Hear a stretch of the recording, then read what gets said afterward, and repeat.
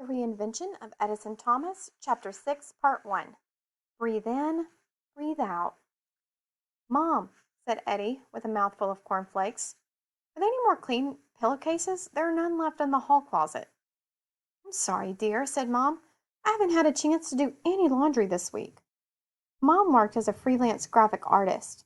That meant that when she had a deadline, not much got done around the house. I'll see if I can find one today while you're at school. Why don't you just run a load of laundry, Sarah? Suggested Dad. I suppose I could squeeze in the time to do that, replied Mom.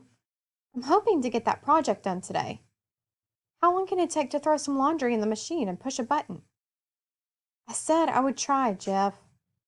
I can do it after school, offered Eddie. Oh, aren't you sweet? Thank you, dear. Mom gave Eddie a big hug, although he usually hated it when people touched him. Eddie loved his mom's hugs. They squeezed him just enough to make him feel calmer. Eddie got his schedule out to pencil in do laundry after school. He had already penciled in a note to learn Morse code just before pay dry cleaning bill. Stuck a copy of the Morse code chart he had found on the internet into his left back pocket along with the traffic graph he had printed out the night before. He folded the dry cleaning receipt and money together with the schedule and shoved them into his right back pocket. You know, you could just put those papers in your backpack, said Dad. But I need them with me all the time, protested Eddie. Are you going to memorize them by osmosis through your... That's enough, Jeff, said Mom. Eddie, you have 3 minutes. Eddie liked to get to school 15 minutes early so he could avoid the last-minute crowd. Hallways were quieter, and it didn't stress him out as much as when he arrived exactly on time. He had asked his mom to remind him when it was time to go. Unfortunately, Mom's reminders irritated him. Eddie suddenly had an idea for a new invention, a talking timer. He could set it to give him gentle reminders of how much time he had left. When Mom did it, it seemed too much like nagging. A timer couldn't nag, could it? It was just an electronic device. 2 minutes, Eddie, said Mom. Yes, a talking timer would be an excellent invention, thought Eddie as he finished the rest of his calcium-fortified juice and left for school. As soon as the intersection came into view, Eddie began monitoring the traffic at the stop sign. A red minivan came to a rolling stop. A turquoise hybrid stopped properly, but a silver sports car blew right through the intersection. Eddie continued to tally cars as he crossed the street as he stepped on the sidewalk, walking backward until he reached the stairs in front of the school doors and went in. He stopped at his locker, pulled the sticky note that said dweeb off the door, and stuffed it into his backpack. He pulled the papers out of the left rear pocket of his pants and drew in more bars on his computer-generated bar graph to show the morning's traffic. Things were getting worse. Of the 37 cars that reached the intersection, 24 came to a full stop and 13 did not. The picture of Lily Mae being hit by a car returned to his head. Eddie tried to get rid of the image by concentrating on something else. He looked at his Morse code chart for a while, which calmed him down a bit. The hallway started to fill up. Eddie returned the traffic graph and Morse code chart to his left pocket and got his schedule out of the right pocket. The dry cleaning money fell on the floor. Eddie stooped to pick it up. A dollar bill fluttered to the center of the hallway. As Eddie crawled after it, an expensive athletic shoe stepped on it and on Eddie's fingers. Ouch, said Eddie, and he looked up to see Mitch's body attached to the shoe.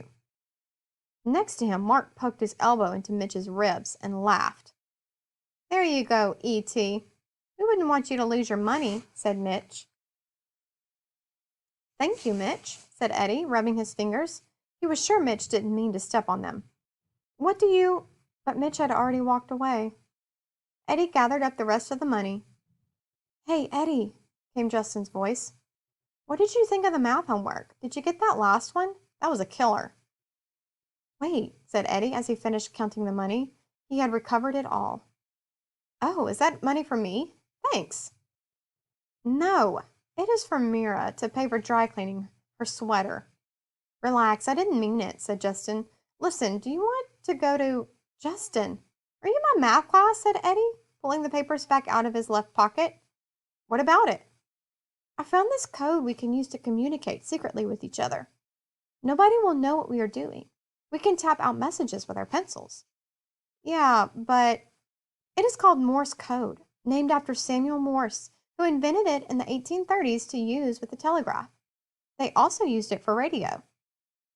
I know what Morse code is, but I really don't. Here, you can have my copy of the chart. I already memorized it. Eddie handed Justin the chart from the disorganized stack of papers in his hands. But I have to go find Mira to give her the money. I will see you in math class. Eddie closed his locker and headed off to look for Mira. His head swam. All the new data on traffic at the stop sign mixed with the interactions he had already had with people that morning. Dots and dashes clicked in the background of his consciousness. He tried to focus as he rushed by students talking and locker doors opening and closing. Finally, he spotted the back of a girl with long curly copper hair. It was Mira. She was talking to Keisha Davis, probably about how Keisha had won first place at the science fair. Keisha was smiling, which meant she was happy, probably not likely to drop out of the regional competition then. Eddie realized he couldn't do anything about this year's fair. But what about next year's fair? Eddie could start now and come up with something amazing and, more importantly, unbeatable. His Eddie coil, after all, had been a last-minute choice. It wasn't very creative. Most books with science fair projects include things like Eddie coils. What he needed was something new, something nobody had done before. Maybe something to do with chaos theory or string theory. Hi, Eddie, said Keisha. Then she walked away toward the gym. Mira turned around and looked at Eddie. She was wearing the same sweater she had been wearing on catch-up day. Eddie recognized the intricate cable pattern on the sleeves, but the ketchup was gone. That was consistent with the dry cleaning receipt he held in his hand. Eddie stood still. Yes? Asked Mira. Oh, here. Eddie shoved the money toward her. Mira took a step back and said, Oh, thanks. Eddie turned to go. Eddie? Eddie faced Mira. The dry cleaner's got the stain out, see? So no hard feelings, okay? Understood, said Eddie, and he headed off to class. Fact number 73 from the Random Access Memory of Edison Thomas. Dry cleaning is not really dry. It uses a toxic liquid called a newer, more environmentally friendly method used supercritical carbon dioxide. Tiffany closed the door to the office she shared with the physical therapist. Her heels clicked on the linoleum floor as she walked over to her chair.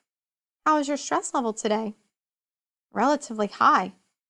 Are you still upset about not winning the science fair? No, not really. I was wasting energy on something I could not do anything about. I think I would just put my energy into coming up with a better project next year. That's great, Eddie. I'm glad you were able to get over that. So what's bothering you now? I got in trouble in the lunchroom again, and they fired Jim.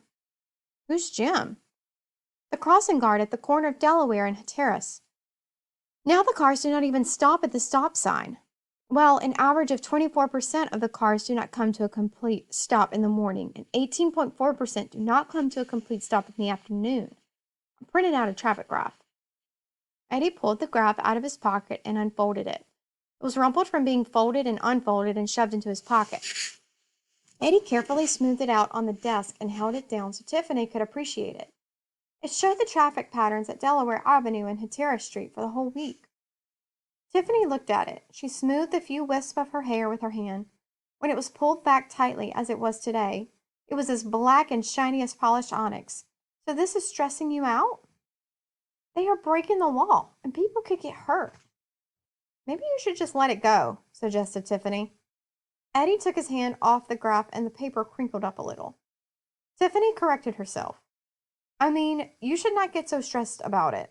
Have you been practicing the relaxation technique I taught you?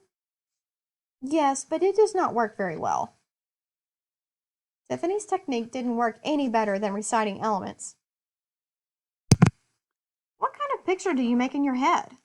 I pretend I am on the rocky beach at Rock Island, said Eddie, not the sandy beach. What's Rock Island? My family camps there every summer. It is very quiet because cars are not allowed on the island. I like the rocky beach because the rocks are smooth and flat, so they are perfect for skipping across the water. Eddie proceeded to explain the physics of rock skipping. The optimal angle for skipping rocks is 20 degrees. Fine, Eddie. Why don't we try some relaxation now? I suppose so. Close your eyes and imagine you are standing on the beach at Rock Island. The rocky beach. You are standing on the rocky beach, listening to the gentle waves. I have a box of those rocks in my room. They're mostly dolomite.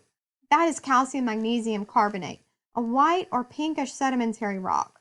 Well, it is not strictly sedimentary because it undergoes a change after deposition through a process called diagenesis.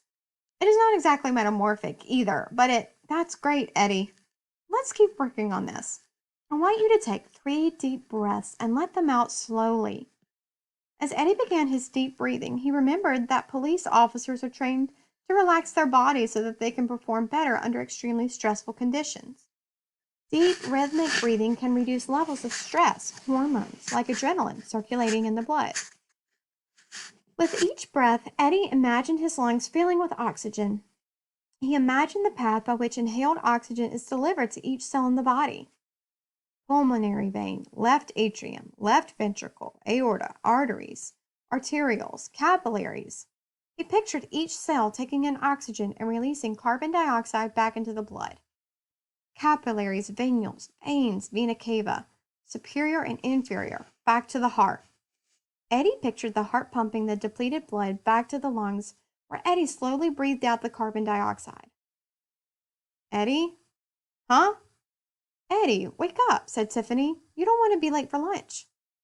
Yes, no, I do not want to be late. Eddie stood up and picked up his backpack. Goodbye, Eddie, and try to get some sleep tonight. That was easy for Tiffany to say, thought Eddie. She probably never had nightmares.